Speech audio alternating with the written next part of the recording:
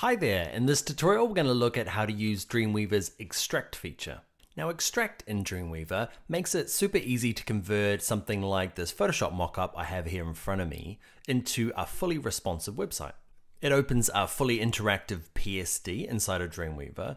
Then it allows me to copy things like the colors, these font styles, any images I have, and lots of other web design attributes from this PSD and copies them directly as CSS into Dreamweaver.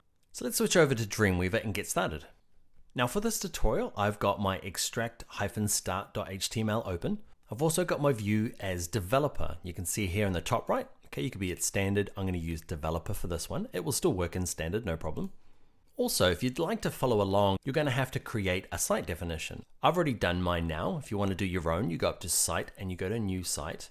Now we're not going to have time here to go through all of the site definition. There is another tutorial here that goes through that in a lot more detail, so go check that out. Now extract is a panel, okay, and to find it, you go up to window, okay, and down here to extract. This panel will open up here, and what I'm going to do, just to make it a little easier to work with, is I'm going to dock this panel by grabbing the word extract. You can see it here in the little tab. I'm going to click, hold it, drag it, drag it, drag it, and you'll eventually see this little blue line that appears between my files panel and the coding panel here. If I dump it in there, you can see it sits side by side. What it'll also do is my files panel here, I'm going to make him a little smaller by clicking these two chevrons here. Okay, see these two little arrows? I'm going to click him and he gets a bit smaller. Now for this to work, you need your PSD, okay, your Photoshop document that you've made in Photoshop. You need to upload it to your Creative Cloud library. Okay, now to do it, it's quite easy. I've already done mine here. Okay, but if you need to do yours, okay, you click on this little Creative Cloud icon here. And there's an option that here that says upload PSD. And after it finishes uploading, you'll end up with an icon like this. Okay, and I've opened mine up. Now this extract panel here is exactly how it looks like in my Photoshop doc. Let me show you. You can see I have two artboards here, and you can see in Dreamweaver, they're there too. Let's have a quick little look around. If I click on the style panel here, you can see it's reached into my Photoshop document and given me some really useful stuff, okay, to do with what fonts are being used, all the colors that are being used, and any gradients. Pretty cool, huh? We'll go through this in more detail in a second, but let's have a quick look at layers.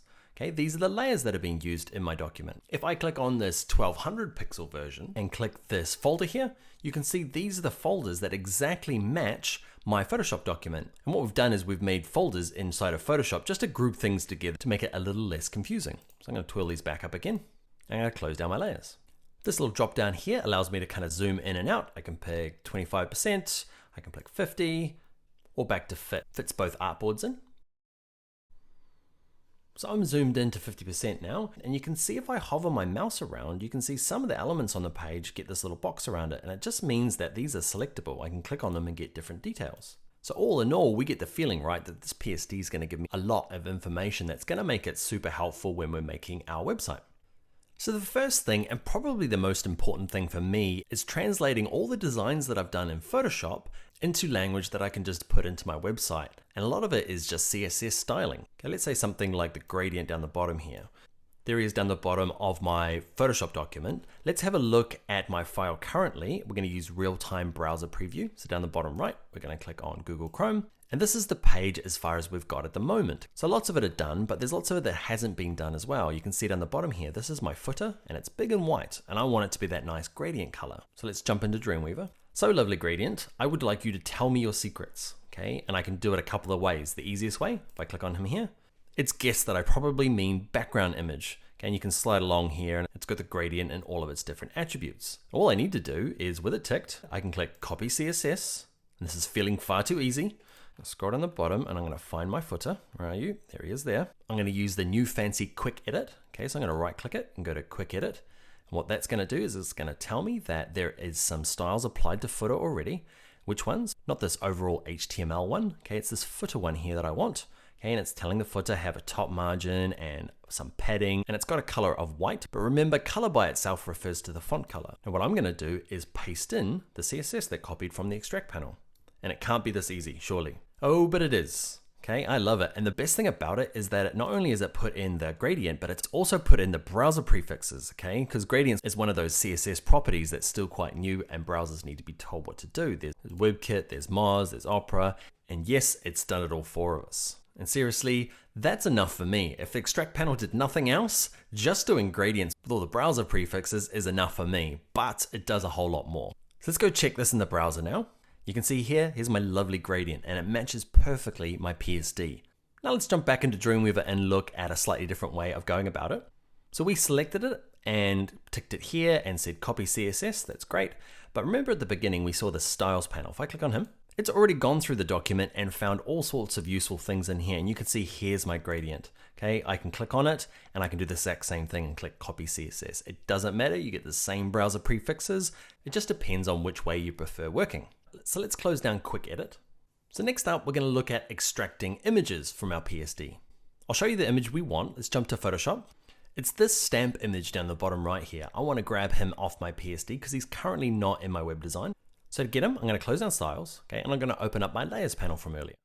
And I want the desktop version that I made, okay, so it's this artboard called 1200 pixels, okay, and there's my stamp image there. Okay, I click on it, you can see it kind of moved over here, super smooth. And on the right hand side, here's this little download button. If I click on him, it gives me a few options. It's going to tell me where would you like to put it. Okay, in my case, it's defaulted to my images folder. If yours doesn't, it means you might not have set up your default images folder in your site definition. Remember, there's a video that goes through site definition specifically. Go check that out. But even if it doesn't, you can click on this and tell it where you'd like it to go. Okay, mine's fine in images.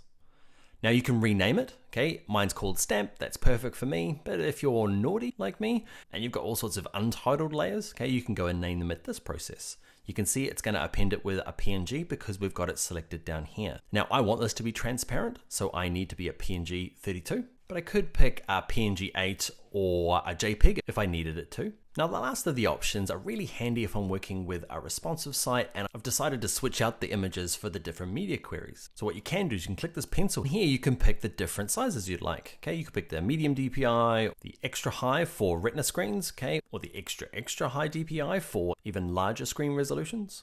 Okay, so you decide what you want to do here first, tick these, okay, click apply, and then what will happen is when you hit save multiple, it'll create separate stamp images, it'll append them with the correct file names, okay, and put them into special folders that you can go and work with. We're going to keep it a little simpler here, and what we're going to do is we're going to scale ours to a 3x scale, and we're just going to resize this for the different media queries. Let's hit save.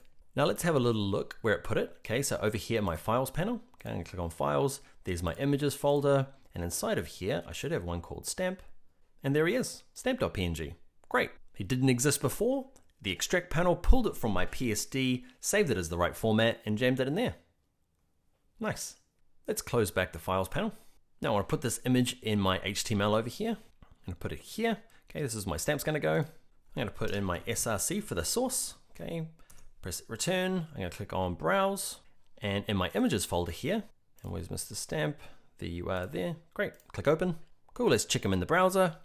And there he is. If you're like me, this is going to save you loads of time going back and forth between Photoshop and Dreamweaver. And it gets 10 times better when I've been handed somebody else's Photoshop mockup. It means I can match exactly the look they want, stopping all that back and forth with the designer about how I've interpreted their mockup. For me, this is going to cut loads of time out of my projects. Alright, so the site here is looking good. And the next bit that's missing, there's a large bit of intro text that's meant to go in here. So let's go and see what we can do to pull text from a PSD. Okay, so back here in Dreamweaver, I'm going to close down my layers panel. And I'm going to, what I'd like to do is I'd like to get this text here, this paragraph text. Okay, and I want to just copy and paste it from my PSD into this document here. So without having to open up Photoshop, I can just click this one that says copy text. Awesome. Find my P tag that I'd like it to go inside and just hit paste. Too good. Now this is super handy, especially if you're like me and you often design with the copy. Okay, you do a little bit of copywriting in your mockups. And if you're like me, you're a terrible speller. Okay, I need to be able to copy this stuff in and out of designs that other people have made. Let's go check it in the browser. Boom. Such an easy workflow just copying from the PSD straight into code. One of the obvious problems here is that the font is a teeny bit tiny. Okay, and I imagine at mobile, okay, it gets even worse. Okay, it's even smaller and a little bit unusable. So let's have a look at how we can work with different font sizes at different screen resolutions or different media queries. So back to Dreamweaver. Okay, so now one of the huge benefits of using multiple artboards in Photoshop, you can see here my design, I've got a smaller version, okay, for mobile, and I've got a larger version that I've designed for desktop. And the advantage now is that I've spent time in Photoshop working through my design, deciding what font looks good at mobile screens and what font size look good on desktop. Now, instead of having to reinvent the wheel and try and recreate that, what I can do is just dig in and grab the different sizes and the different line heights that I've developed in Photoshop and put them straight into my CSS. Super helpful. So we'll start with the mobile one. You can see here's my text. If I click on it, what I want to do is I would like to take, I don't want the font family or color. I just want the font size, not the font weight, just the line height and the font size for me. Now, in the spirit of true responsive design, I should really be using EMS or EM to be styling my font sizes. Okay, but by default, you can see here Dreamweaver is using pixels. Don't worry, you can go and change that. So let's go and do that real quick. So under Dreamweaver CC, okay, down to Preferences. If you're on a PC, it's under Edit. Towards the bottom here is Preferences, but on my Mac here, it's under Dreamweaver. We're going to jump down to Extract here on the left. And down the bottom here, it says Preferred Font Units. Okay, so it's setting to pixels. I'm going to choose EM. Okay, and we're going to leave the base font size at 16 pixels. That is really typical. Okay, so I'm going to click Apply, click Close. And to update it, you might have to click in the background and just back on again, and it will set to our new EM sizes. Okay, and remember, I just want the font size and the line height. Now I'm going to copy the CSS, and it'll only copy just these two features for me from my mobile artboard. So what we're going to do is we're going to find what's controlling this p tag in our mobile view. So let's jump to our styles.css. So we're going to find the text, okay, and it's this one here. It's this intro p tag that is controlling this bit of text here in my HTML. And what I'm going to do is I'm going to paste them in. You can see it pastes in just the font size and the line height from my mobile artboard in Photoshop. Okay, let's save it and let's check it in the browser. I'm going to resize the browser to kind of mimic a mobile device, and you can see now my font is more appropriate for a mobile screen, but more importantly, it matches my Photoshop document, okay? The design I spent a lot of time figuring this out on. Now we've done the mobile, but you notice as I make the document a lot bigger, okay, it's still reasonably small at this desktop size, or at least it doesn't match my Photoshop document. So what I want to do is jump back into Extract and find out those details from my desktop view. Okay, so I'm going to shuffle across here. I'm going to find the text here, okay, and it's bigger. I'm going to select it, and again, I just want the font size and the line height. You can see it's remembered EMs. Okay, I'm going to copy that CSS. Now in my styles.css on this side, I'm going to go find the media query that changes my CSS depending on the screen size. Okay, so I'm going to go find it. And here's my media query. Now media queries are used to trigger different kinds of CSS at different screen widths. You can see this one here, this bit of code underneath this media query here, where it has the @media, okay, will only get activated when the screen width is 768 pixels or more. And in our case, that's how our browser is going to know to use this different font size when I get to a bigger screen size. Now, if you want to learn more about media queries or CSS layout, there is a video here that covers that in a lot of detail. But for now, let's scroll down and let's find our intro.p. And there he is here. Okay, I'm going to paste this in. So what will happen is the intro.p that we did up the top, okay, that is activated when it's at mobile screen, and it will use that font size and that line height. But because of this media query here, it says when the page is bigger than 768 pixels, override those settings and change it to this. Let's save it and check it in the browser. So let's work backwards. Let's start at mobile size, okay, and there's my intro text. Okay, but when it gets to a certain screen size, bam, you can see it's no longer small, it's that bigger size with the bigger line height, and it matches my PSD perfectly. So let's switch to Dreamweaver to wrap up. So lovely web design people, that is the Extract panel. You now have a new tool in your Dreamweaver arsenal from turning PSDs into websites. We are able to open a PSD in our Extract panel, pull out things like our colors, gradients, pull out the text or the CSS properties, save images directly from there, all without leaving my lovely Dreamweaver interface. And that is very cool.